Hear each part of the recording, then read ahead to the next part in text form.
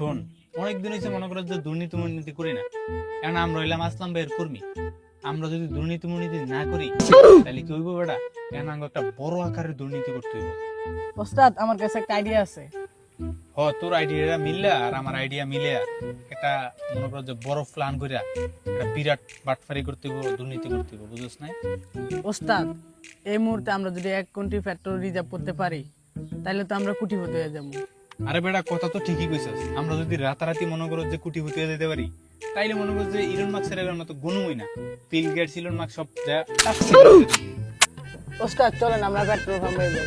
ল যায় সব সিরিয়া বিরিয়া লয়ে মোটা ফ্যাক্টর এক কোটি আনতারলে মনে করো যে কোটিপতি, বুঝছ না?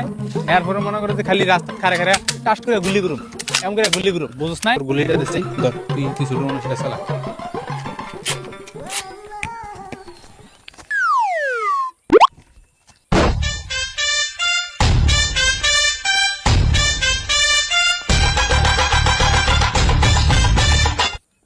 কিরে বেটা, তুই বেটা আমার কইলে এলি এনে তুই বেটা পুলিশের কাছে গুলি মুলি, এই পুলিশের কাছ থেকে তেলমেল চুরি করান যায়? ওস্তাদ আইসি গুলি তো আমাদের কাছে আছে, পুলিশের কাছে আছে।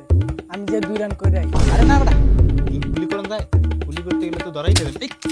রে বাইরে আইতো গেল রে, অন্ত ধরা খাই যান রে।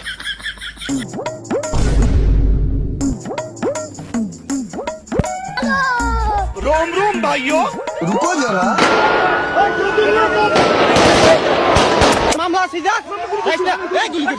এই এই দাঁড়া।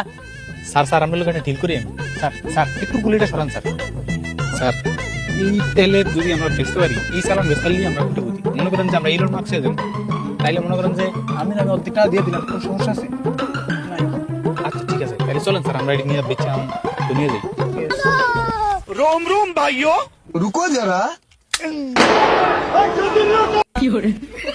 ওস্তাদ কাম তো করে লাগছে না আমার সারা। ও বেটা, কাম তো করে লাগছি, লাগা গুলি। লাগা